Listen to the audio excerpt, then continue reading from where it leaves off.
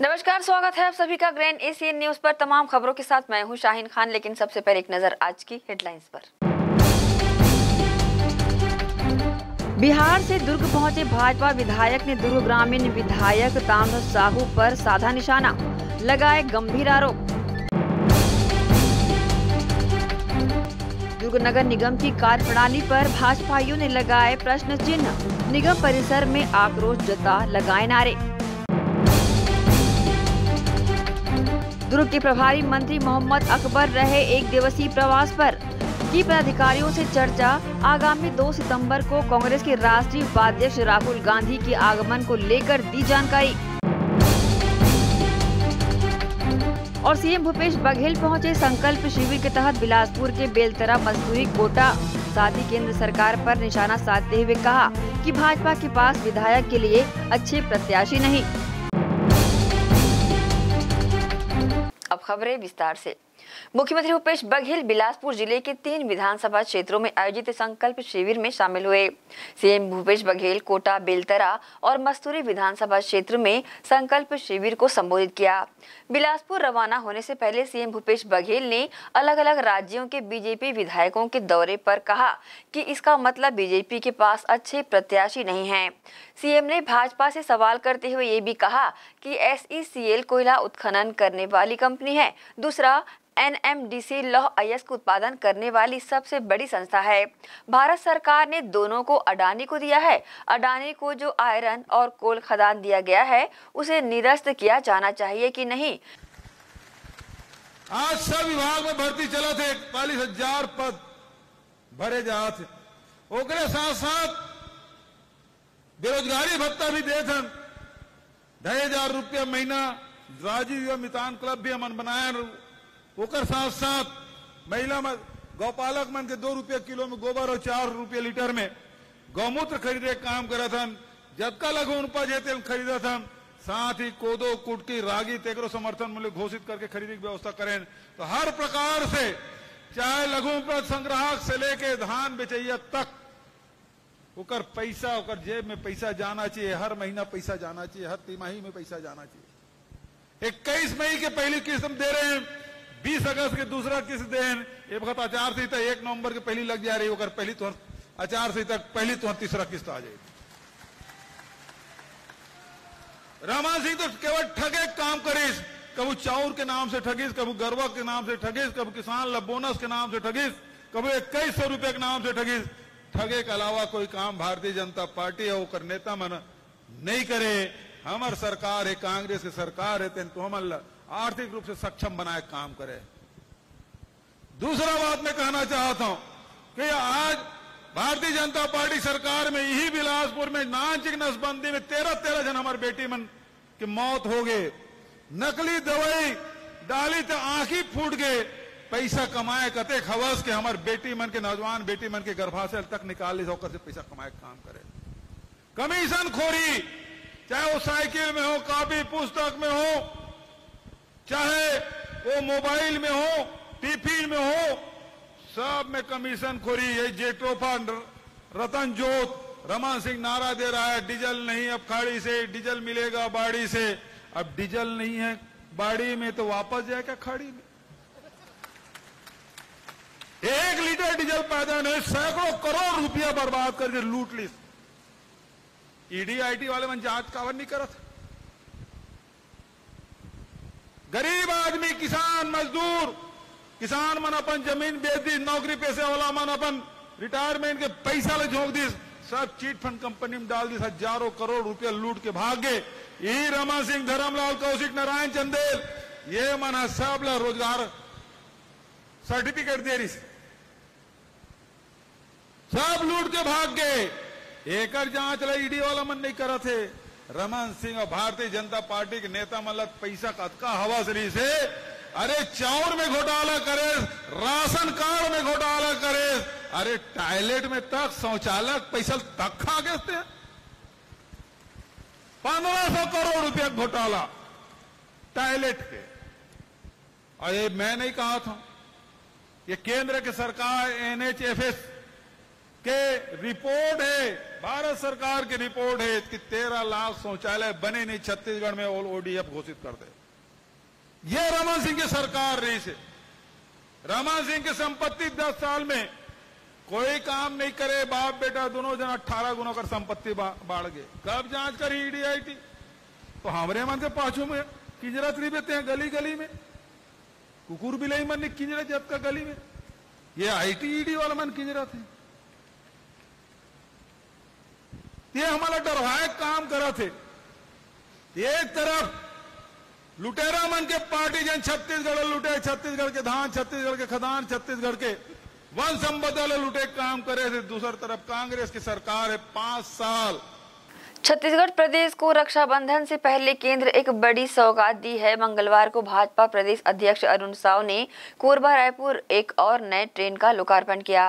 भाजपा प्रदेश अध्यक्ष अरुण साव 29 अगस्त मंगलवार को बिल्हा रेलवे स्टेशन में आयोजित लोकार्पण कार्यक्रम में शामिल हुए। अरुण साव ने रेलगाड़ी नंबर 18252 कोरबा रायपुर का लोकार्पण किया। साव ने कहा कि छत्तीसगढ़ को प्रधानमंत्री मोदी लगातार सौगातें दे रहे हैं, लेकिन यहाँ प्रदेश की कांग्रेस सरकार छत्तीसगढ़ को बर्बाद करने में लगी हुई है। प्रधानमंत्री मोदी और केंद्रीय रेल मंत्री अश्विनी वैष्णव ने छत्तीसगढ़ के 7 स्टेशनों को अमृत भारत मिशन योजना के तहत शामिल किया है।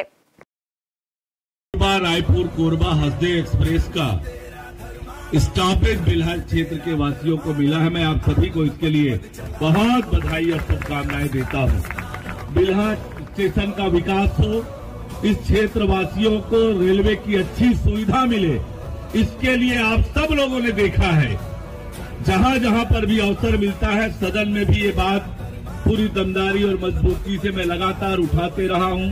रेल मंत्री जी से भी बातचीत करके लगातार ये विषय उठाते रहा हूं और आज ये सौगात मिली है। मैं आप सबको बहुत बधाई और शुभकामनाएं देता हूं। देखिए, जिस प्रकार से कांग्रेस के अंदर खाने में आपसी लड़ाई चल रही है और पूरा 4.25 साल कांग्रेस के अंतरकला का खामियाजा छत्तीसगढ़ की जनता ने भोगा है और जिस प्रकार से लगातार आपस में कांग्रेस के आपसी झगड़े आ रहे हैं, जनता भी इससे परेशान है और जनता इसीलिए कांग्रेस से छुटकारा पाने के लिए तैयार है। छत्तीसगढ़ देख रहा है कि किनके राज्य में कबीरधाम जैसी घटना हुई, किनके राज्य में बीरनपुर जैसी घटना हुई और छत्तीसगढ़ में इतिहास बना कि 100 दिन से अधिक किसी गांव में धारा 144 लगा। किसके राज्य में इस प्रकार से अपराधियों के हौसले बुलंद हुए हैं, किस प्रकार से बड़ी बड़ी घटनाएं, दिन दहाड़े घटनाएं, चाकूबाजी की घटनाएं, हत्या की घटनाएं दिन दहाड़े हुई है। ये बताता है कि राज्य में कांग्रेस की सरकार में किस प्रकार से अपराधियों के हौसले बुलंद हुए हैं। और जब कांग्रेस के विधायक ही हिंसा पर उतारू हों, कांग्रेस के नेता ही हिंसा पर उतारू हों, कानून अपने हाथ में ले, तो उस राज्य में कानून व्यवस्था की स्थिति कैसी होगी, इसकी कल्पना कर सकते हैं। जैसा कि आप सभी को पता है कि भारतीय जनता पार्टी चुनाव की तैयारी में पूरी ताकत से जुटी हुई है। अभी हमारे वरिष्ठ पदाधिकारी विभिन्न विधानसभाओं में गए थे, वहां के प्रमुख पदाधिकारियों के साथ बैठक किए और वहां की संपूर्ण राजनीतिक हालात के संबंध में कल उन्होंने प्रतिवेदन प्रस्तुत किया था, अपना रिपोर्ट, अपनी जानकारी प्रस्तुत की। उन जानकारियों का अध्ययन और उन जानकारियों पर विचार आज दिन भर बैठकर हम लोग कर रहे हैं। निश्चित रूप से भारतीय जनता पार्टी पूरी ताकत से चुनाव की तैयारी में जुटी हुई है, पूरी ताकत से मजबूती से चुनाव के मैदान में जाएंगे और निश्चित रूप से जनता के आशीर्वाद से नवंबर में छत्तीसगढ़ में कमल खिलाएंगे।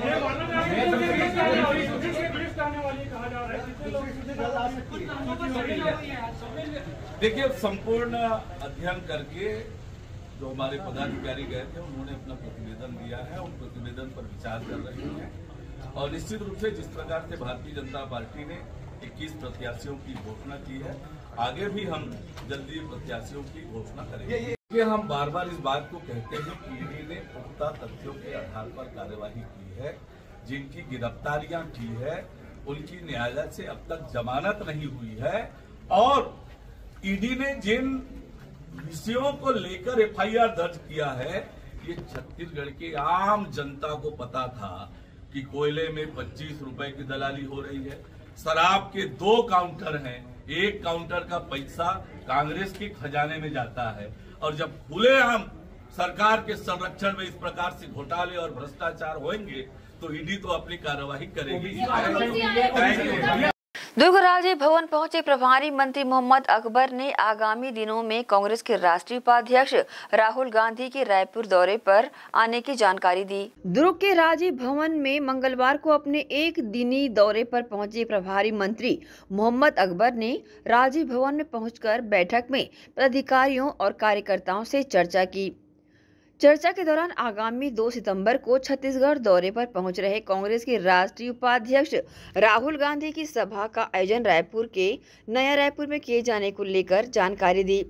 साथ ही कहा कि इस दौरे पर पहुंच रहे कांग्रेस के राष्ट्रीय उपाध्यक्ष राहुल गांधी खासकर राजीव युवा मितान के पदाधिकारियों और कार्यकर्ताओं से रूबरू होंगे और आगामी विधानसभा चुनाव के मद्देनजर आगे की रूपरेखा के बारे में चर्चा करेंगे। इस अवसर पर राजीव भवन में शहर विधायक अरुण मोरा, महापौर धीरज बाकलीवाल, मदरसा बोर्ड के अध्यक्ष अल्ताफ अहमद, पिछड़ा वर्ग आयोग के उपाध्यक्ष आर.एन. वर्मा, चरौदा महापौर निर्मल कोसरे, कांग्रेस के महामंत्री राजेंद्र साहू सहित अन्य पदाधिकारी और कार्यकर्ता शामिल रहे। ग्रैंड एशियन न्यूज के लिए दुर्ग से नसीम फारूकी की रिपोर्ट। इसी के साथ ही रुकेंगे एक छोटे से ब्रेक के लिए, जल्द हाजिर होते हैं। आप सब बने रहिए ग्रैंड एशियन न्यूज के साथ।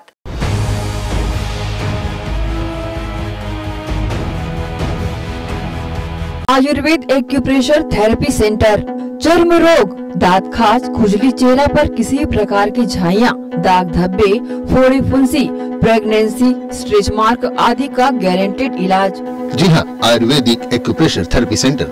यहाँ पर आयुर्वेदिक दवा एवं एक्यूप्रेशर थेरेपी द्वारा बिना ऑपरेशन किए बवासीर, भकंदर, हाइड्रोसिल, गुप्त रोग, चर्म रोग का इलाज किया जाता है। बवासीर, भकंदर, फिशर का बिना ऑपरेशन इलाज, मलद्वार की जितनी भी पुरानी तकलीफ हो जैसे खून आना, चुभने जैसा दर्द होना, जलन, मस्सा, मवाद आना, पेट साफ न होना आदि का जड़ से गारंटेड इलाज। गुप्त रोग, शादी के बाद या शादी के पहले बचपन की गलतियां, उम्र की अधिकता या किसी भी कारण से मर्दाना कमजोरी, शीघ्र पतन, शादी के नाम से डर लगना, बच्चा न होना, पेशाब में जलन, स्वप्न दोष, शारीरिक कमजोरी, थकान आदि बीमारियों सहित हाइड्रोसिल का बिना ऑपरेशन गारंटेड इलाज। महिला गुप्त रोग, बवासीर, भकंदर, फिशर का बिना ऑपरेशन जड़ से गारंटेड इलाज। माहवारी गड़बड़ी, सफेद पानी जाना, हाथ पैर में जलन, दर्द, कमर में दर्द, बच्चा न होना, मिर्गी, पुराने से पुराना घाव, गैंग्रीन का इलाज किया जाता है। हमारा पता डॉक्टर हीरा, गया नगर, दुर्ग। Mobile number 9981659182।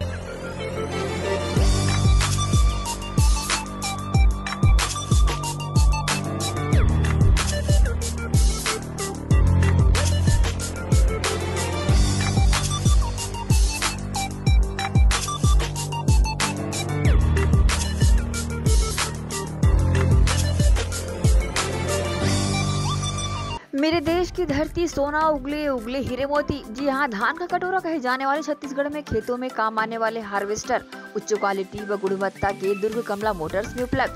Panesar agrotech harvester combine, मजबूती का हाथ किसानों के साथ।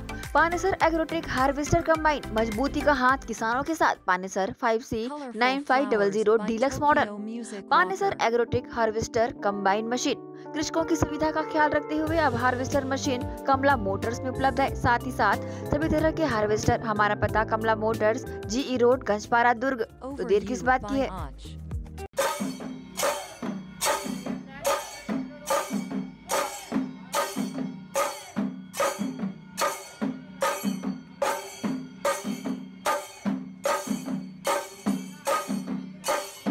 Krishna public school, Nehru Nagar, Bhilai.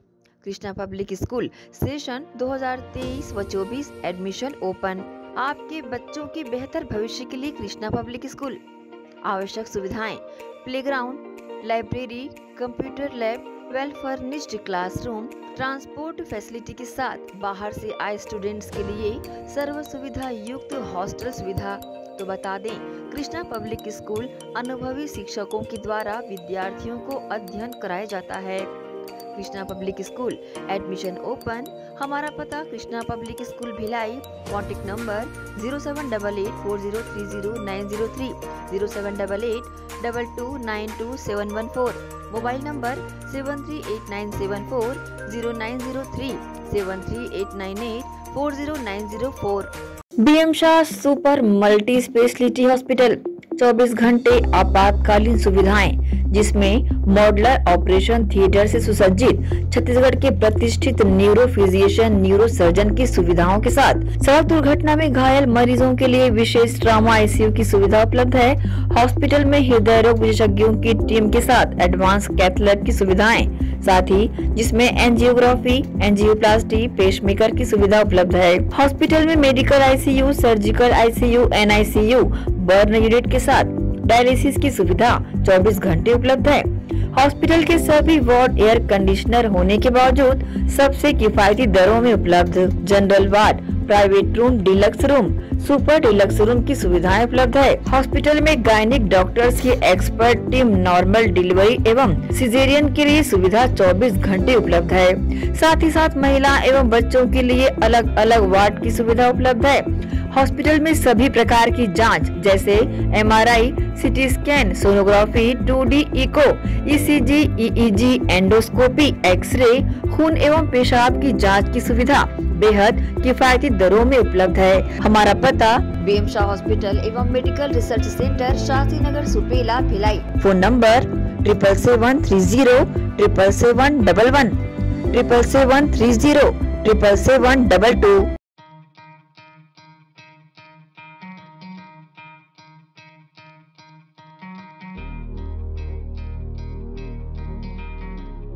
धरती सुनहरी, अंबर नीला, हर मौसम रंगीला, ऐसा देश है मेरा, हाँ ऐसा प्रदेश है मेरा। खेतों में लहलहाती इन फसलों को देन है हार्वेस्टर मशीन की। जी हाँ, केएस कंबाइन हार्वेस्टर मशीन खेतों में अहम भूमिका निभाते हैं। उच्च क्वालिटी, उच्च गुणवत्ता के केएस कंबाइन हार्वेस्टर मशीन कमला मोटर्स में उपलब्ध है। देश और विदेश के किसानों की पहली पसंद multi crop KS combine machine. किसान खुशहाल तो देश खुशहाल। केएस का वादा, खर्चा कम, काम ज्यादा। किसान ग्राहकों की मांगों पर खरा उतरने वाले कमला मोटर्स में केएस कंबाइन मशीन उपलब्ध है। KS combine harvester machine. हमारा पता Kamla Motors, Ganjpara, GE road, Durg. Mobile number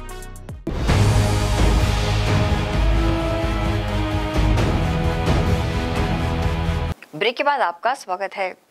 दुर्ग जिला भाजपा मंगलवार द्वारा एक दिवसीय दुर्ग नगर निगम का घेराव कर महापौर व विधायक के कार्यों के खिलाफ अपना आक्रोश जताया गया।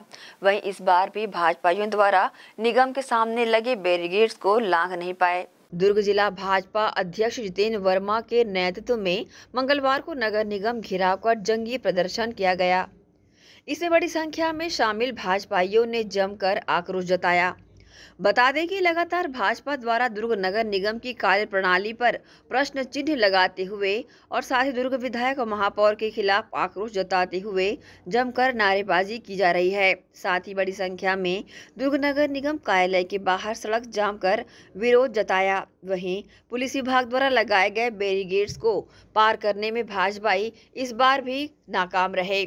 इस आंदोलन में बहुत से भाजपाई पदाधिकारी उपस्थित नजर नहीं आए, जिसके चलते प्रदर्शन के दौरान भाजपाई बैरिकेड्स तक को लांघ नहीं पाए। इस संबंध में भाजपा के जिला अध्यक्ष व पदाधिकारियों ने अपनी प्रतिक्रिया दी। दुर्ग नगर निगम और दुर्ग विधायक दोनों के विरोध में हम सब आए थे आयुक्त को ज्ञापन देने के लिए, लेकिन आक्रमण्य आयुक्त और कर्मण्य दुर्ग जिला प्रशासन ने हमारे महिला मोर्चा के बहनों के साथ धक्का मुक्की किए। एक तो अरुण वोरा जी और बाकलीवाल जी दोनों जने विकास काम नहीं करा पा रहे हैं, विकास काम कर रहे हैं उसमें घोर भ्रष्टाचार कर रहे हैं, लूट खसोट अंधेरागिरी कहीं है तो दुर्ग नगर निगम और दुर्ग विधानसभा में है। यहाँ पे जुआ, सट्टा, शराब, चरस, गांजा, अफीम जैसे अन्यायपूर्ण कृत्य करा रहे हैं और इन लोग मुझको लगता है कि थाने से पैसे वसूल रहे हैं। महादेवा ऐप संचालित हो रहा है, महादेवा ऐप के मालिक को पकड़े नहीं हैं तो कौन दोषी है? तो यहाँ के पूरा जिला प्रशासन दोषी है और उसके विरोध में दुर्ग नगर के लोग आए थे। लोगों को पानी नहीं मिल रहा है, बाहर बरसात में पीने के पानी दिला नहीं पा रहे हैं बाकलीवाल जी और अरुण वोरा जी, और चैन से सोए हुए हैं। हजारों के लोग हैं, कौन नहीं दिख रहे हैं। मैं खुद जिला अध्यक्ष खड़ा हूँ, हमारे चारों मंडल अध्यक्ष खड़े हैं, युवा मोर्चा खड़े हैं, महिला मोर्चा खड़े हैं। युवा मोर्चा के अध्यक्ष ने मुझसे अनुमति लिया है, कोई जवाब नहीं आ रहा है। गली गली में जाके देख लीजिए, लोग हाहाकार मचे हैं। सड़क बना रहे हैं तो 7 दिन में उड़ जा रहा है। यही अरुण वोरा जी कार्यकाल में घोर अत्याचार अंधेरा है, कोई न्याय नहीं मिल रहा है। पुलिस के अधिकारी कहो कि प्रशासन के अधिकारी कहो, जिनको निष्पक्ष रूप से शासन प्रशासन उपलब्ध कराना चाहिए, न्याय दिलाना चाहिए, वही लोग चुपचाप बैठे हुए हैं। आगामी किस तरह की रूपरेखा रहेगी? और ज़्यादा रहेगा, पूरा चक्का जाम कर देंगे, सारे ऑफिस में तालाबंदी कर देंगे। निश्चित रूप से दुर्ग शहर की जनता इस नगर निगम प्रशासन से त्रस्त हो चुकी है, मूलभूत सुविधाओं के लिए तरस रही है। न समय पे पानी मिल पा रहा है, बड़ी बरसात में पूरे मोहल्ले पूरे वार्ड अंधेरे में डूबे हुए हैं। विकास कार्यों का कहीं अता पता नहीं है। रही बात यहाँ लोगों के सम्मिलित होने से, तो हमने यह आंदोलन एक जनमानस को लेकर किया है और शहर के सारे जनप्रतिनिधि, भारतीय जनता पार्टी के सारे पदाधिकारी, सभी मोर्चा प्रकोष्ठ के कार्यकर्ता, जिम्मेदार लोग इसमें सम्मिलित हुए हैं। फिर भी कई नेताओं के अलावा भाजपा के पार्षद भी नजर नहीं आ रहे। नहीं, भाजपा के पार्षद हैं, हो सकता है कुछ लोग अपने व्यक्तिगत कारणों से, निजी कार्यों से ना आ पाए हों, लेकिन सभी लोग सभी सम्मिलित रूप से आंदोलन किया जा रहा है। वहीं पर युवा मोर्चा के जो अध्यक्ष है वो भी नाराज लग रहे हैं। मैं कह रहा हूँ, हो सकता है किसी व्यक्तिगत कारण से ना हो शहर में, बाकी सभी मोर्चा, सभी प्रकोष्ठों, सभी कार्यकर्ता पदाधिकारियों की भागीदारी पूर्णतः है इसमें। तो भ्रष्टाचार और शहर में जो देख रहे हैं, जो नगर निगम की नाकामी और अरुण वोरा के द्वारा जो वादा खिलाफी किया गया उसके विरोध में भारतीय जनता पार्टी और भारतीय जनता पार्टी के कार्यकर्ता और शहर के नागरिकों के द्वारा यह जंगी प्रदर्शन किया गया। यह प्रदर्शन इतना सक्सेस है, महिलाएं जिस तरह से आज सड़क पर उतरी है, इससे साबित होता है शहर में व्याप्त समस्या सड़क, नाली, पानी, बिजली, एक बहुत बड़ी समस्या इस शहर में नागरिकों को है। ग्रैंड एशियन न्यूज के लिए दुर्ग से नसीम फारूकी की रिपोर्ट। बिहार से पहुंचे विधायक प्रमोद कुमार ने दुर्ग ग्रामीण विधायक ताम्रध्वज साहू का भ्रष्टाचार में संरक्षण, कानून व्यवस्था बहाल करने में विफल और जन आकांक्षाओं को धोखा देने वाले विधायक का आरोप लगाते हुए प्रेस वार्ता ली। दुर्ग ग्रामीण विधानसभा क्षेत्र के लिए बिहार से पहुंचे प्रवासी विधायक प्रमोद कुमार ने प्रेस वार्ता में दुर्ग ग्रामीण विधानसभा क्षेत्र में व्याप्त जन समस्याओं की अनदेखी, बेतहाशा भ्रष्टाचार, विकास कार्यों में गुणवत्ता विहीनता, खराब कानून व्यवस्था जैसे अनेकों मुद्दों पर आरोप लगाते हुए मंगलवार को दुर्ग भाजपा कार्यालय में प्रेस वार्ता ली। इस दौरान विधायक प्रमोद कुमार ने दुर्ग ग्रामीण विधानसभा के रिसाली नगर निगम क्षेत्र और ग्रामीण क्षेत्र दोनों को समाहित करके वर्तमान विधायक और गृह मंत्री ताम्रध्वज साहू पर तीखा प्रहार किया। उन्होंने कहा कि दुर्ग ग्रामीण विधायक ताम्रध्वज साहू भ्रष्टाचार के संरक्षक, कानून व्यवस्था बहाल करने में विफल और जन आकांक्षाओं को धोखा देने वाले विधायक साबित हुए हैं। दुर्ग ग्रामीण विधानसभा में समस्याओं का अंबार लगे होने की बात उन्होंने कही। साथ ही कहा कि जन समस्याओं के निराकरण से ज्यादा वे कमीशन खोरों की प्रथा को निभा रहे हैं। कांग्रेसी ठेकेदारों की भलाई में लगे रहने का आरोप भी उन्होंने लगाया और साथ ही कहा कि वैसे गृह मंत्री हैं जो अपने खुद के विधानसभा क्षेत्र में कानून व्यवस्था को नहीं संभाल पा रहे हैं। पूरे प्रदेश में कानून व्यवस्था का हाल क्या होगा वह बताने की आवश्यकता नहीं है। साथ ही ये भी कहा कि रिसाली नगर निगम क्षेत्र सहित पूरे विधानसभा में विधायक साहू के संरक्षण में अवैध कब्जों की बाढ़ सी आ गई है। भाजपा पार्षदों के वार्ड की अनदेखी करते हुए विकास कार्यों में भेदभाव किए जाने का आरोप भी उन्होंने लगाया और साथ ही कहा कि गौठान योजना केवल दिखावे की है। गाय आज भी रोड में है जिससे एक्सीडेंट होकर जनता घायल हो रही है। साथ ही इस मौके पर उन्होंने ग्रामीण इलाके के बारे में चर्चा करते हुए ये भी कहा कि रसमड़ा और बोरई में ITI खोलने की घोषणा करके विधायक आज गायब है। नगपुरा में कॉलेज नहीं खुला लेकिन कॉलेज का नामकरण कर दिया गया। निकुंभ में भी कॉलेज बनाने का झूठा वादा किया गया। साथ ही औद्योगिक क्षेत्र में लोगों को रोजगार देने का वादा करके विधायक मुंह छुपाए घूम रहे हैं। अंजोरा में प्राथमिक स्वास्थ्य केंद्र आज तक नहीं खुला। नगपुरा कोटनी ओवरब्रिज निर्माण अधूरा है। कोटनी पीपरछेड़ी बेलौदी तिरगा झोला विनायकपुर में रेत और मुरम का अवैध खनन विधायक के संरक्षण में होने की बातें भी उन्होंने कही। इसके साथ ही उन्होंने गृह मंत्री पर निशाना साधते हुए भाजपा की सरकार जल्द बनने का आश्वासन देते हुए प्रतिक्रिया दी। दुर्ग ग्रामीण विधानसभा क्षेत्र में मैं लगातार पिछले 8 दिनों से घूम रहा हूँ और जनता जो है एकदम तैयार है भारतीय जनता पार्टी को सत्ता में लाने के लिए, और यहाँ के जो विधायक और गृह मंत्री हैं उनको सत्ता मुक्त करने के लिए तैयार है। क्योंकि ये जो यहाँ के वर्तमान विधायक हैं ये और इनके बेटा बाप बेटा की कारगुजारी से जनता त्रस्त है। आप नगर निगम में चले जाओ, गांव में चले जाओ, जो सरपंच हैं उस सरपंच का काम वो नहीं कर रहे हैं, इनके सत्ताधारी ओटरनी कर रहे हैं, ओटरनी।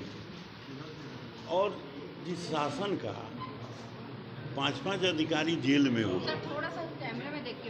जिस शासन का 5-5 अधिकारी जेल में हो, उस शासन का हालात क्या होगा आप समझ नहीं रहे हैं। ये हम तो मीडिया को धन्यवाद देंगे कि प्रतिदिन मीडिया एक से एक घोटाला को सामने ला रही है। आज के अखबार में था ना कि सट्टा वाले लोग अब पकड़ में आ रहे हैं, कार्रवाई हो रही है, ईडी की कार्रवाई हो रही है, सीबीआई की कार्रवाई हो रही है। 200 करोड़ का भूमि घोटाला हो गया, शराब घोटाला हो गया, कोयला घोटाला हो गया। तो ये घोटालेबाजों की सरकार जो 36 वादे किए, 10 वादे पूरा नहीं किए, और इसी तरह यहाँ वहाँ की बात कर रहे हैं। जनता त्रस्त है और ये सरकार जाएगी और कमल का फूल आएगा और भाजपा की पूर्ण बहुमत की सरकार बनेगी। रिसाली जो नगर निगम है उसका हालात ये है कि वहाँ के कर्मचारी का तलब नहीं मिल रहा है, पीएफ नहीं मिल रहा है, और वहाँ मच्छर के दवाई नहीं छीटे जा रहे हैं, और वहाँ कागज़ पर काम करा के रुपया उठाए जा रहे हैं। तो मैं रिसाली में वहाँ नगर निगम के खिलाफ कल धरना दिया था, मैडम थी, तो उसके जो कमिश्नर हैं वो सामने नहीं आए। तो मैं रिसाली नगर निगम क्षेत्र मेरे ग्रामीण क्षेत्र में है, उसकी मैं बात आपको बता रहा हूँ। ग्रैंड एशियन न्यूज़ के लिए दुर्ग से नसीम फारूकी की रिपोर्ट। इसी के साथ ही रुकेंगे एक और छोटे से ब्रेक के लिए। जल्द हाजिर होते हैं, आप सब बने रहिए ग्रैंड एशियन न्यूज़ के साथ।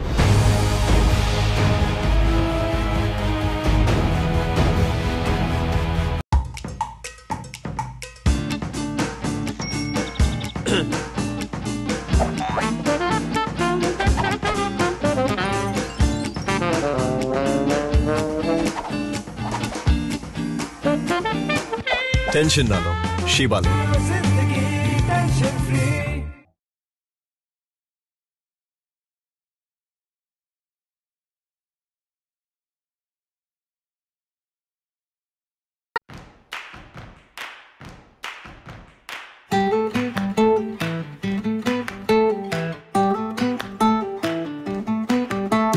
नन्हे नन्हे प्यारी जान, पढ़ेंगे लिखेंगे तभी तो बनेंगे भारत की पहचान। बच्चों से ही है कल का भविष्य, तो आइए उदय पब्लिक स्कूल में जल्द ही एडमिशन कराइए। जी हाँ, एडमिशन शुरू हो चुके हैं। नर्सरी से कक्षा 8वीं तक आपके निकट उदय कॉलेज कैंपस नियर एसीसी बोगदा पुल नंदनी रोड जामुल भिलाई में स्थित 2019 से गुणवत्ता भर शिक्षा प्रदान करने वाला आपके क्षेत्र में पहली बार, जिसका नाम है उदय पब्लिक स्कूल। जी हाँ, सभी कक्षाओं के लिए निःशुल्क प्रवेश। स्कूल नर्सरी से कक्षा 8वीं तक के लिए इस वर्ष प्ले ग्रुप की भी शुरुआत की जा रही है। सरकार द्वारा 25% छात्रों के लिए मुफ्त शिक्षा प्रदान की जाएगी। प्रवेश के लिए जल्दी करें। बस वैन की सुविधाएं भी उपलब्ध है। पुस्तकालय सुविधाएं है, सीसीटीवी कैमरा, संगीत कक्ष, खेल और सांस्कृतिक गतिविधियां, मल्टीपर्पज हॉल। महत्वपूर्ण दिन और त्योहारों को भी यहाँ मनाया जाता है। कंप्यूटर लैब और स्मार्ट क्लास शिक्षण सुविधाएं भी उपलब्ध की जाती है। अग्नि सुरक्षा के लिए भी सुविधाएं उपलब्ध है। बच्चों के अंग्रेजी बोलने पर भी महत्वपूर्ण ध्यान दिया जाता है। तो फिर देरी किस बात की, जल्दी कीजिए क्योंकि एडमिशन शुरू हो चुके हैं उदय पब्लिक स्कूल में। आपके निकट उदय कॉलेज कैंपस, निकट एसीसी बोगदा पुल, नंदनी रोड, जामुल, भिलाई में। अब किसानों की समस्याओं का हुआ समाधान। जी हां, अब दुर्ग जिले सहित अन्य जिलों के किसान भी हुए खुशहाल। आपके अपने शहर दुर्ग जिले में खुल गया है कमला मोटर्स, जहां उपलब्ध है ज्यादातर कंपनियों के हार्वेस्टर। उच्च क्वालिटी के हार्वेस्टर चले सालों साल, करे किसानों को मालामाल। पानेसर, सोनालिका, एस और केस ग्रुप के सबसे शक्तिशाली हार्वेस्टर। इनमें कई विशेषताएं हैं, जैसे ऑटो क्लीनर, रेडिएटर, 5 स्पीड वाला gear box, power coating reel time, अत्यधिक टिकाऊ फिंगर्स, स्टेनलेस स्टील कटर बार, नई मजबूत बॉडी और नए ग्राफिक्स। कमला मोटर्स की विशेषताएं: कुशल एवं जानकार इंजीनियर्स द्वारा हार्वेस्टर्स की जानकारी उपलब्ध कराना, सबसे बेहतर सर्विस सहित किसानों को उचित सलाह देकर किसानों को हार्वेस्टर के जरिए अत्यधिक लाभ दिलाना, साथ ही कुशल कारीगरों द्वारा हार्वेस्टर्स की सर्विसिंग और इन सब से ऊपर एक व्यवहार कुशल प्रबंधन और स्टाफ। कमला मोटर्स, ग्राहकों के विश्वास पर खरा। हमारा पता Kamla motor, GE road, Ganjpara, Durg. Contact number 9039879080।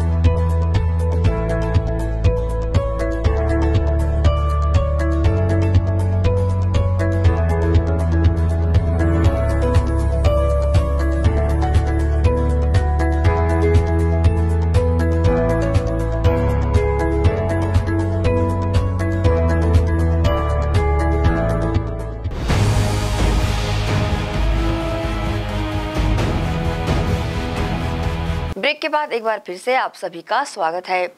आगामी विधानसभा चुनाव को लेकर दोनों पार्टियों में आरोप प्रत्यारोप का दौर शुरू हो चुका है। इसी कड़ी में एनएसयूआई के द्वारा भिलाई में हो रहे गुंडागर्दी को लेकर भिलाई के ग्लोब चौक पर बीजेपी भिलाई शाखा का पुतला दहन किया गया।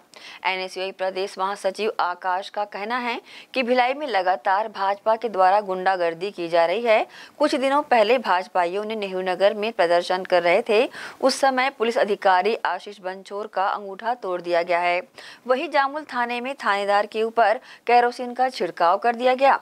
ये सब के विरोध में एनएसयूआई के द्वारा भिलाई शाखा का पुतला दहन किया गया। देखिए, लगातार भारतीय जनता पार्टी की जो भिलाई शाखा है उनके द्वारा भिलाई के माहौल को ख़राब करने के लिए गुंडागर्दी की जा रही है। हाल में देखा गया नेहरू नगर प्रदर्शन के दौरान भिलाई छावनी के सीएसपी आशीष बंचोर जी का अंगूठा तोड़ दिया गया, उसका अंगूठा फ्रैक्चर हो गया और ऐसी रिपोर्ट सामने आई, जो कि जानकारी हमें मीडिया के माध्यम से प्राप्त हुई। अभी जामुल थाने में कार्यक्रम के दौरान वहाँ की जो टीआई है उनके ऊपर मिट्टी तेल छिड़का गया, ऐसी जानकारी भी हमें मीडिया के माध्यम से प्राप्त हुई। तो यही सब को देखते हुए, जबकि भिलाई में इतना शांतिप्रिय माहौल है, पुलिस लोकतांत्रिक तरीके से कार्य करने के लिए शांतिपूर्वक आपको व्यवस्था प्रदान करी, उसके बाद भी उनका ऐसा प्रहार पुलिस वालों पर, यह हमें किसी भी एंगल से सही नहीं लगा। इसलिए हमने सत्य के लिए आज भारतीय जनता पार्टी की भिलाई शाखा का विरोध किया है, उनका पुतला दहन। जिले के गुरु घासीदास नगर का रहने वाला ये बच्चा अपने कुछ दोस्तों के साथ सूर्यकुंड तालाब में नहाने गया हुआ था। इस दौरान गहराई में जाने से वह डूब गया। आसपास के लोगों ने उसे बचाने का प्रयास किया, लेकिन सफल नहीं हो पाए। सूचना मिलने के बाद जामुल पुलिस मौके पर पहुंची और बच्चे के शव को बाहर निकलवाया। पंचनामे के बाद शव को पीएम के लिए भेज दिया गया है। आज प्रातः सूर्यकुंड तालाब हाउसिंग बोर्ड में एक बालक की डूबने की सूचना प्राप्त हुई थी। तत्काल मौके पर पहुंचे और आम जनता के सहयोग से ढूंढकर बालक को बाहर निकाल कर तत्काल सुपेला अस्पताल ले जाया गया, जहां डॉक्टरों ने उसे घोषित कर दिया। उम्र कायम कर जांच करेगी। प्रथम दृष्टया जानकारी में 3 बच्चे तालाब में गए थे। खेलते हुए काई में पैर फिसलने से गहरे पानी में चले जाने से मृत्यु होना प्रथम दृष्टया पाया गया। कौन से क्लास में? सूर्यकुंड रेहान खान उम्र 11 वर्ष का है, क्लास 4वीं में पढ़ता है। बता रहे 3 भाई एक बहन है, बता रहे पंचनामा करवाई जा रही है। छत्तीसगढ़ विधानसभा के चुनाव समीकरण सहित अन्य मुद्दों पर भारतीय जनता पार्टी के प्रदेश प्रवक्ता व जिला उपाध्यक्ष केएस चौहान ने मीडिया से खास चर्चा की। इस दौरान सभी सवालों के जवाब काफी साफगोई से देते हुए उन्होंने अपनी प्रतिक्रिया दी। आइए देखते हैं प्रदेश प्रवक्ता व जिला उपाध्यक्ष केएस चौहान के साथ हुई बातचीत के खास अंश।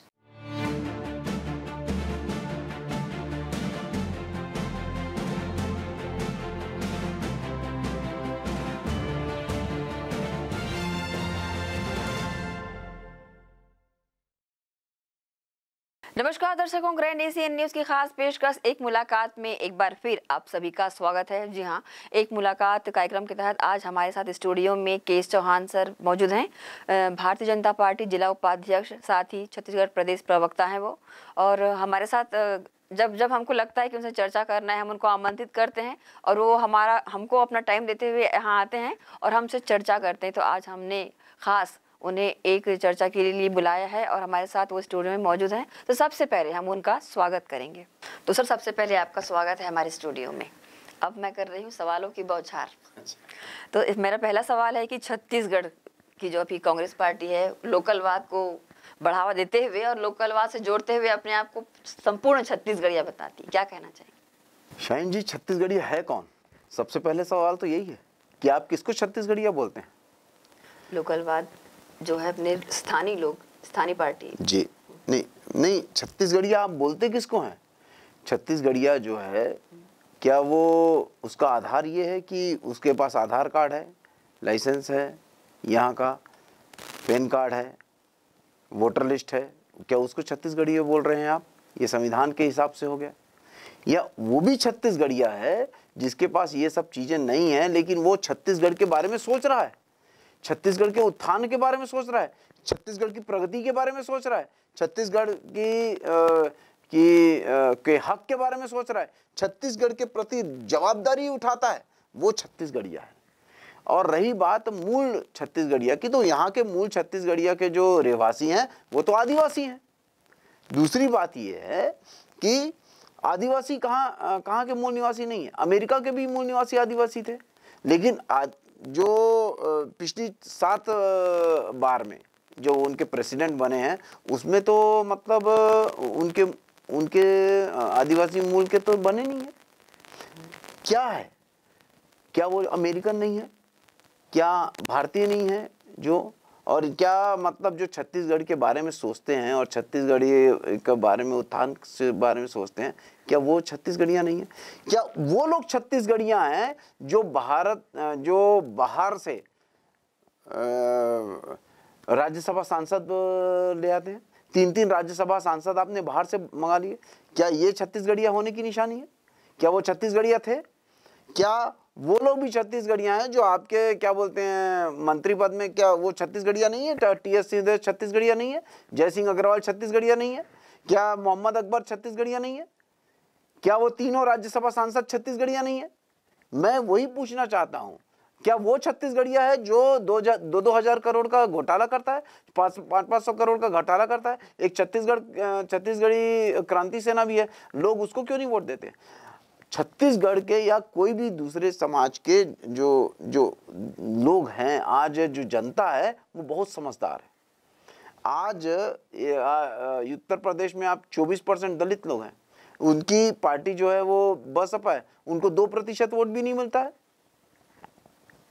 आप ये खुद सोचिए कि आजकल जो है जैसे जैसे हम मैच्योर होते जा रहे हैं वैसे वैसे हम असली वहाँ के जो लोग हैं उनको, हाँ लोकल, या मतलब जो छत्तीसगढ़िया कौन है, किसमें राष्ट्रवाद है, राष्ट्रवाद में छत्तीसगढ़ के लिए भी बोल रहा हूँ, भारत के लिए भी बोल रहा हूँ और दूसरी अन्य जगह के लिए भी बोल रहा हूँ।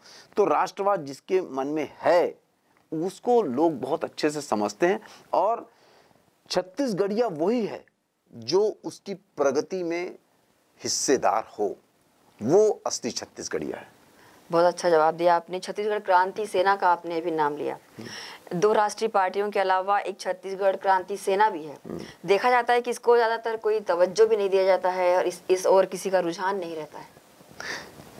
देखिए, छत्तीसगढ़ की जनता बहुत ज़्यादा समझदार है। आप किसी भी मतलब एक मुद्दे को लेके, किसी भी चीज़ को लेके कि हम इस समुदाय से हैं, मान लीजिए, उस समुदाय से लेकर आप बोलेंगे कि हमारे को ही वोट देना, जैसे AIMI है, क्या पूरे मुस्लिम्स के वोट उनको मिल जाते हैं? नहीं मिलते।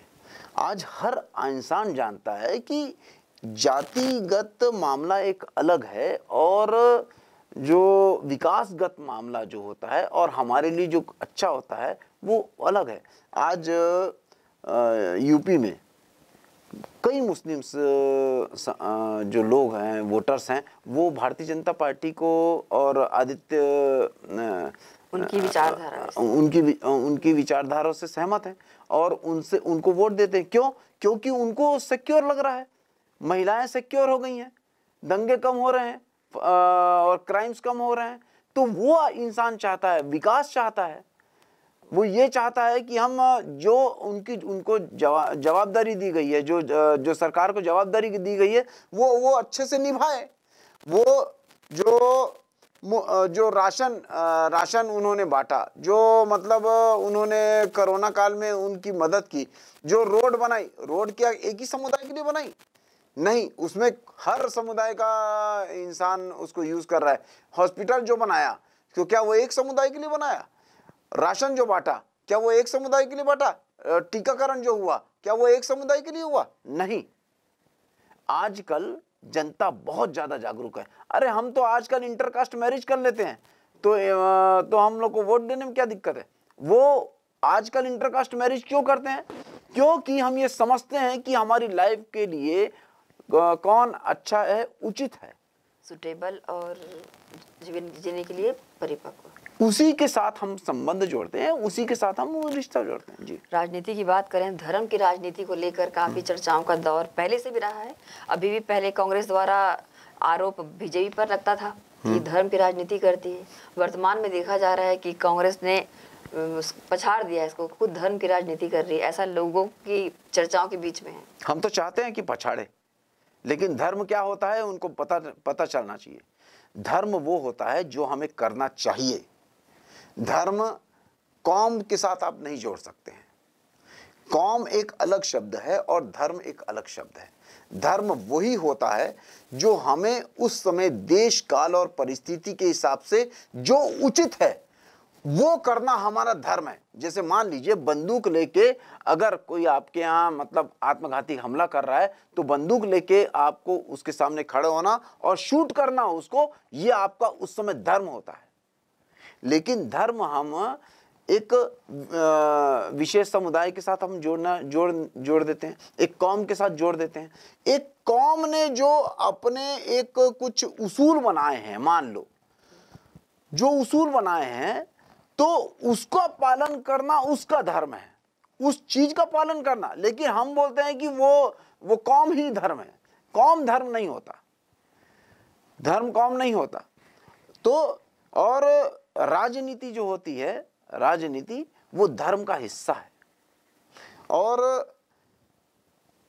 भारतीय जनता पार्टी और कांग्रेस में सबसे बड़ा फर्क ये है कि वो राम के लिए राजनीति को अपनाती है, लेकिन जो कांग्रेस है वो राजनीति के लिए राम को अपनाती है, मतलब राजनीति के लिए धर्म को अपनाती है। इनको धर्म से कोई लेना देना नहीं है। जहां पर भी मान लीजिए कि जहां पर भी ये अभी कांवड़ यात्रा निकाल रहे थे, उसमें वो ज़्यादा मतलब वो छीटाकशी होती है और बयानबाजी होती है। मैं ये पूछता हूँ कि जहां पर 20% से ज़्यादा मुस्लिम्स आबादी है, क्या आप वहां पर कांवड़ यात्रा निकालते हैं? नहीं निकालते। वहां पर तो आप इस टाइप की बात ही नहीं करते हैं। ये मुस्लिमों के भी नहीं है। ये नहीं बोल रहा हूं कि मतलब ये हिंदुओं के नहीं है और मुस्लिम, ये इनको सिर्फ अपनी राजनीतिक रोटियां सेकनी है। आज 2260 किलोमीटर का राम वन गमन पथ, ये लोग बोलते हैं राम वन गमन पथ हमने किया, राम वन गमन पथ किया। कितने कांग्रेसियों को मालूम है कि कितने किलोमीटर रोड है? तो 2260 किलोमीटर रोड है और उसमें 100 किलोमीटर रोड भी बनी नहीं है, सिर्फ प्रस्तावित है। और 9 स्थल इन्होंने प्रस्तावित किए हैं, जिसमें से एक स्थल भी पूर्ण नहीं हुआ है। ये इन्होंने राम वन गम पथ कहां बनाया है? तो सिर्फ दिमाग में बनाया है, धरातल में कुछ नहीं बनाया है उन्होंने। और राम वन गमन पथ, राम गमन पथ के नाम से अपनी राजनीतिक रोटियां सेकना बंद करे कांग्रेस, और लोगों को गुमराह करना बंद करे, लोगों को लड़ाना बंद करे। जी, धर्मांतरण की बात करें तो कांग्रेसियों का कहना है, ऐसा देखा भी जाता है, आरोप भी लगते हैं कि बीजेपी के पास धर्मांतरण जो है एक यही मुद्दा है। क्या कहना चाहिए? धर्मांतरण हम पहले से देखते हुए आए हैं कि जो कांग्रेस पार्टी के इसमें जो 4.5 साल थे, इसमें धर्मांतरण बहुत धड़ल्ले से हुआ। क्या पहले नहीं होते थे? देखिए, धर्मांतरण के विरोध में नहीं है भारतीय जनता पार्टी, जबरिया धर्मांतरण के विरोध में। जो संविधान के हिसाब से है ठीक है, लेकिन जबरिया धर्मांतरण नहीं होना चाहिए आपका। आप लोभ लालच के हिसाब से आप धर्मांतरण करवाएंगे तो वो गलत है। आप किसी का मजबूरी फायदा उठा के आप धर्मांतरण कराएंगे तो वो गलत है। आज बस्तर में आप देख लीजिए कि एक समुदाय दूसरे समुदाय से लड़ रहा है। एक जो जिसने धर्म परिवर्तित कर लिया है वो लड़ रहा है। लोभ दे के धर्मांतरण कराया जा रहा है। इनके जो अभी अध्यक्ष हैं, पीसीसी अध्यक्ष हैं, वो कई सभाओं में पाए गए हैं जहां पर धर्मांतरण के लिए स्पीच दी जा रही है और वहां पर मुख्य अतिथि बन के बैठे हुए हैं। ये धर्मांतरण को बहुत ही ज़्यादा बढ़ावा दिया है और कई लोगों की हिंसक घटनाएं भी हुई हैं, तो वो पुलिस के पास भी गए हैं, तो पुलिस ने उनकी मदद करने से मना कर दिया। और यहाँ के भूपेश बघेल जी खुद जाते हैं वहाँ पर दिल्ली और वहाँ के पादरियों को बोल के आते हैं कि फिर से ऐसी घटनाएं नहीं होंगी जो मतलब धर्मांतरण के खिलाफ जो पादरियों को नुकसान पहुँचाया जा रहा है या दूसरों को नुकसान पहुँचाया जा रहा है, ऐसा नहीं होगी। तो ये क्या है? हम चाहते हैं कि हम संविधान के हिसाब से ही सभी लोग रहें, लेकिन उसमें जबरिया चीज़ें नहीं होनी चाहिए। धर्मांतरण का पूरा और डायरेक्ट रिलेशन राजनीति से होता है, क्योंकि वो अपने पक्के वोटर्स बनाना चाहते हैं। पक्के वोटर्स बनाने के लिए क्या आप इस चीज़ को दूषित करेंगे? क्या आप किसी का फ़ायदा उठाएंगे? क्या आप किसी को मजबूरी में डाल देंगे? आजकल जानबूझ के 25-50 हज़ार रुपये, 1 लाख रुपए किसी को ऐसे ही कर्जा दे दिया जाता है, और कर्जे के लिए वो उसको मालूम है कि वो कर्जा पटा नहीं पाएगा, तो कर्जे के लिए तंग किया जाता है। उसके बाद लोग पहुंचते हैं, कुछ लोग बोले कि हम आपका कर्जा माफ कर देंगे और आप हमारे समुदाय से जुड़ जाएं। ऐसे करके मजबूरी का फायदा उठाया जा रहा है। उसके विरोध में है भारतीय जनता पार्टी। धर्मांतरण के विरोध में नहीं है, जबरिया धर्मांतरण के विरोध में है, और मजबूरी का फायदा जो उठाया जा रहा है उसके विरोध में है। जो अन्याय किया जा रहा है उसके विरोध में है भारतीय जनता पार्टी। अभी लगातार ईडी और आईटी के छापे देखे जा रहे हैं, जग जाहिर है सुर्खियों में, मीडिया में। कांग्रेस पार्टी का कहना है कि विधानसभा चुनाव को देखते हुए चुनाव प्रभावित करने, यहाँ का निर्णायक मंडल जो है इसको प्रभावित करने ही इस तरह की कार्रवाइयाँ की जा रही है। एक भी प्रक्रिया, ईडी की प्रक्रिया, एक भी प्रक्रिया मेरे को ये बता दीजिए कि जो गैर कानूनी की गई हो। क्या जो ईडी के छापे 2022 से पड़ रहे हैं, क्या उस समय से लेकर अभी तक कोई भी कुछ भी नहीं मिला है? जिसके यहाँ भी छापे पड़ गए, 15-15 किलो सोना निकला है, क्या उन्होंने गोबर बेच के सोना जमा किया था? सौम्या चौरसिया की 5,000 की चार्जशीट फाइल होती है और उनका बेल नहीं होता है, क्या वो मतलब तथ्य नहीं है? चल और अचल संपत्तियां जब्त की जाती हैं, वो कहां से आई? और कानून प्रक्रिया कानून के हिसाब से ही चलती है शाहिन जी। वो ईडी जो है वो अपना काम कर रही है और मोदी जी ने आते ही सर बोला था ना खाऊंगा ना खाने दूंगा। दूसरी बात ये है कि आप मान लीजिए कि पुलिस किसी को संदिग्ध अवस्था में पूछताछ करती है और क्या फिर वो उस संदिग्ध व्यक्ति के रिश्तेदार, नाते भाई बहन दोस्त या जाके पुलिस थाने का घेराव कर देंगे? क्या बोलेंगे कि आप नहीं कर सकते कार्रवाई? संतरी से मंत्री तक यहाँ पर एक ही चीज के अंडर में चलेंगे और दबाव में नहीं चलेगा भारत, प्रभाव में चलेगा। और भारत एक ही प्रभाव में चलता है और वो है भारत का संविधान। संविधान के हिसाब से ही एक संतरी भी चलता है, एक मंत्री भी चलता है और उसके हिसाब से ही उसको कार्रवाई करनी पड़ेगी और उसके हिसाब से ही उसको दंड भी झेलना पड़ेगा और उसके हिसाब से ही वो आगे उसको राहत भी मिलेगी। लेकिन ईडी के और आईटी के जो छापे हैं, कार्रवाई है, इन 4 सालों में पूर्व में नहीं आई आगे। अभी जब चुनाव नजदीक आया उस दौरान ही इसके लिए एक्टिव होना क्या दर्शाता है? देखिए, छत्तीसगढ़ में एक विजिलेंस भी है ना, विजिलेंस भी है। विजिलेंस के छापे तो नहीं पड़े, विजिलेंस के छापे नहीं पड़ रहे हैं। जो रंगे हाथों पकड़ाए जाते हैं लोग, तो एंटी करप्शन ब्यूरो के 4.5 से 4.25 साल तक छापे क्यों नहीं पड़े हैं? क्या उसके पहले क्या अभी मतलब कोई पैसे का लेन देन नहीं हो रहा होगा? बिल्कुल हो रहा होगा। क्यों नहीं हो रहा है? भूपेश सरकार इस चीज को दबाना चाहती है, करप्शन को होने देना चाहती है, करप्शन की बातें ऊपर ना आए, आगे ना आए, उस चीज को दबाना चाहती है। मेन बात यह है कि ईडी, आप अगर गलत काम नहीं करेंगे तो आप क्यों डर रहे हैं? और एक आम जनता से आप पूछेंगे, मैं आपसे पूछता हूं, क्या पुलिसिंग कार्रवाई नहीं होनी चाहिए? क्या सीबीआई की कार्रवाई नहीं होनी चाहिए? आप यही बोलेंगे कि अगर आप पाक साफ हैं तो आपको डरने की क्या जरूरत है, आपको कुछ नहीं होगा। और हमारा संविधान ऐसे ही बना है कि 100 गुनहगार भले ही छूट जाएं, लेकिन एक बेगुनाह को सजा नहीं मिलनी चाहिए। हमारा संविधान उस हिसाब से बना है। हमारा कानून में इतने लचीले चीजें हैं कि वो बेगुनाह को, 100 गुनहगार को छोड़ देगा, लेकिन बेगुनाह को, वो जो बेगुनाह है उसको मतलब सजा नहीं मिलती है उसको। केंद्र सरकार द्वारा राज्य सरकार को गोबर घोटाला में भी लपेटा जाता है।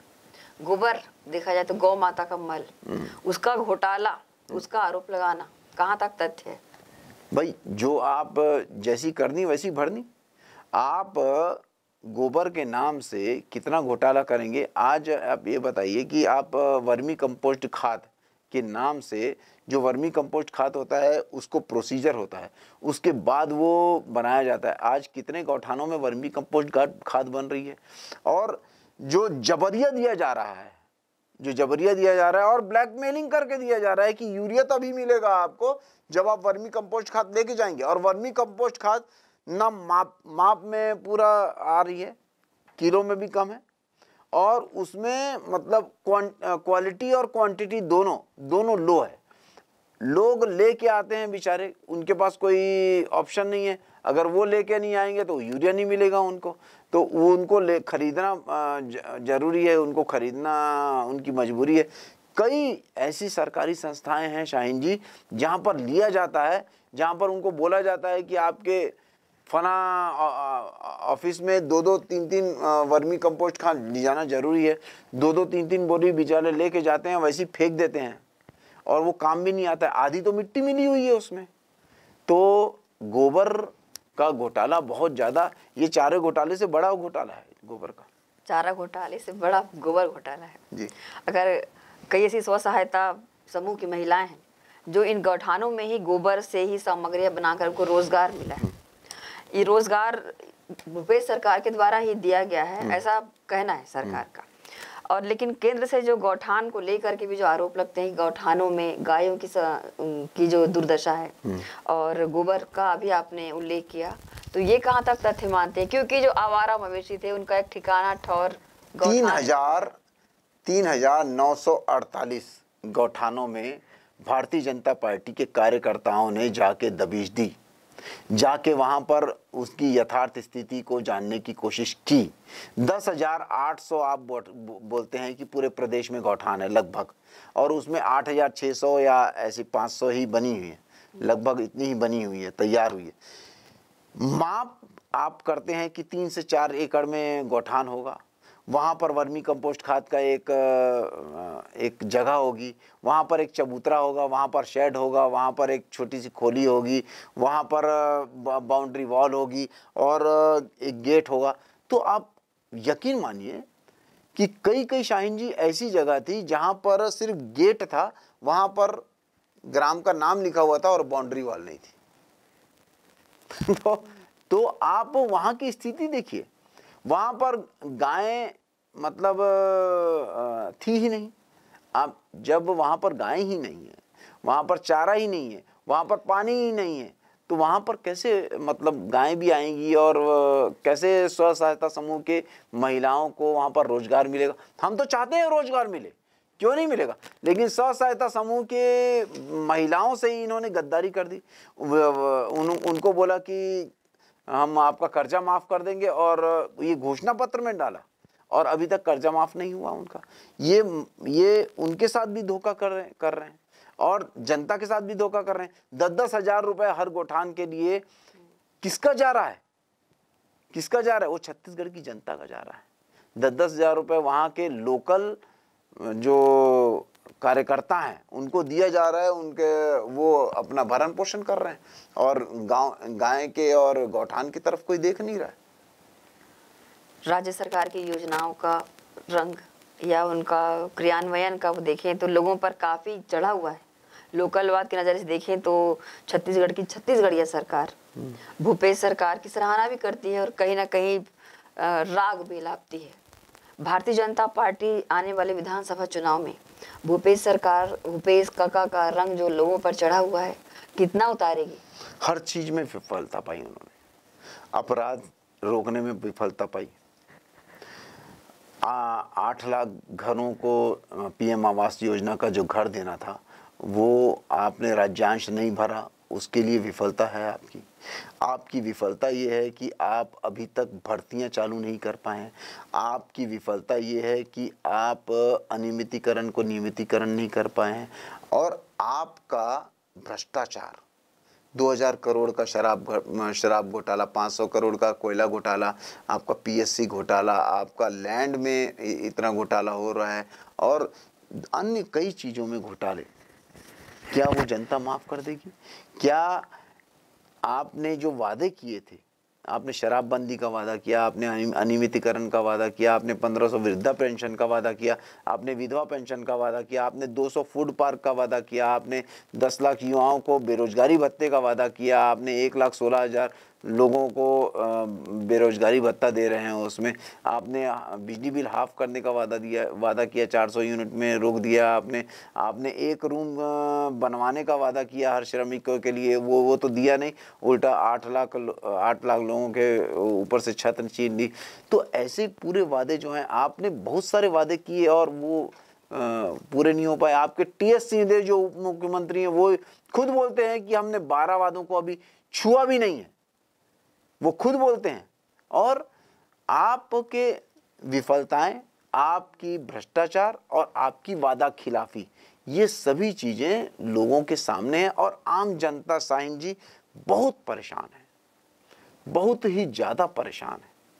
तो इसके लिए कुकर्म में हम मतलब छत्तीसगढ़ हमारा रोज 3 कुकर्म होते हैं हमारे छत्तीसगढ़ में, उसको क्या बोलेंगे आप? क्या इसलिए जनता फिर से उनको लाए? क्या इसलिए उनको वोट दे? बहुत अच्छा सभी जवाब आपने दिए।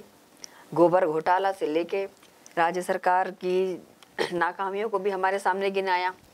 आपका बहुत बहुत धन्यवाद हमारे स्टूडियो में आने का।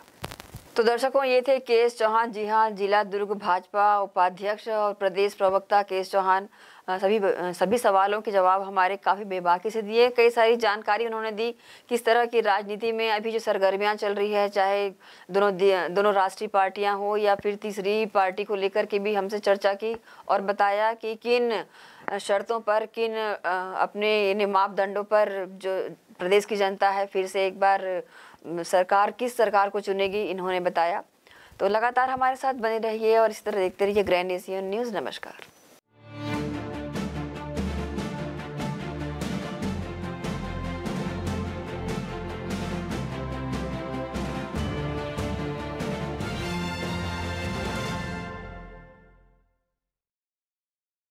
इसी के साथ ही आपसे लेंगे इजाजत। आप सब बने रहिए ग्रैंड एशियन न्यूज़ के साथ। नमस्कार।